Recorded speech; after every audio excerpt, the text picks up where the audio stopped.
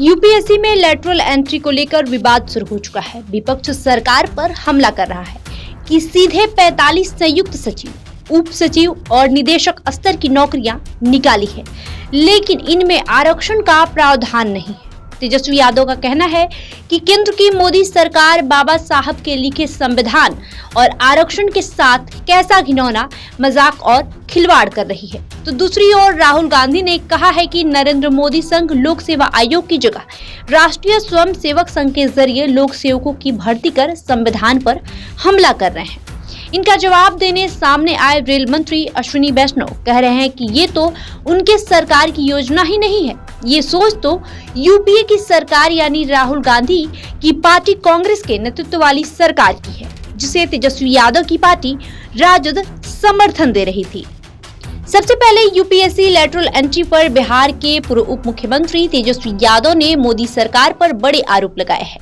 तेजस्वी यादव ने कहा कि केंद्र की मोदी सरकार बाबा साहब लिखे संविधान और आरक्षण के साथ कैसा घिनौना एवं खिलवाड़ कर रही है। ये विज्ञापन उसकी एक छोटी सी बानगी है।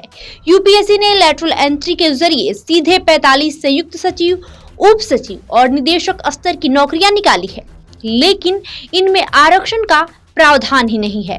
अगर यूपीएससी सिविल सेवा परीक्षा के माध्यम से 45 आईएएस की नियुक्ति करती है तो उसे एससी, एसटी और ओबीएस को आरक्षण देना पड़ता, यानी 45 में से 22-23 अभ्यर्थी दलित, पिछड़ा और आदिवासी वर्गों से चयनित होते। इसके बाद राहुल गांधी ने कहा कि नरेंद्र मोदी संघ लोक सेवा आयोग की जगह राष्ट्रीय स्वयंसेवक संघ के जरिए लोक सेवकों की भर्ती कर संविधान पर हमला कर रहे हैं। केंद्र सरकार के विभिन्न मंत्रालयों में महत्वपूर्ण पदों पर लेटरल एंट्री के जरिए भर्ती कर खुलेआम एससी, एसटी और ओबीसी वर्ग का आरक्षण छीना जा रहा है।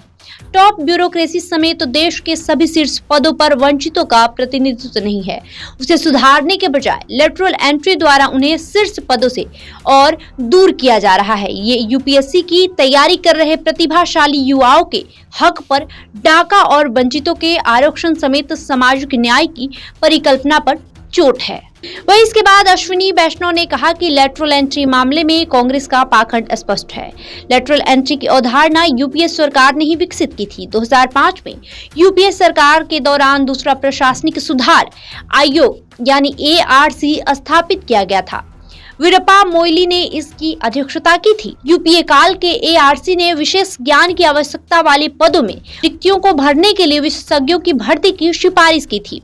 एनडीए सरकार ने इस सिफारिश को लागू करने के लिए एक पारदर्शी तरीका बनाया है। भर्ती यूपीएससी के माध्यम से पारदर्शी और निष्पक्ष तरीके से की जाएगी। इस सुधार से शासन में सुधार होगा। कुल मिलाकर स्थिति ये है कि राहुल गांधी की पार्टी कांग्रेस के नेतृत्व वाली यूपीए सरकार की योजना को भाजपा की नेतृत्व वाली मोदी सरकार लागू कर रही है। बहरहाल आपका इस खबर पे क्या कहना है, हमें कमेंट करके जरूर बताएं। धन्यवाद।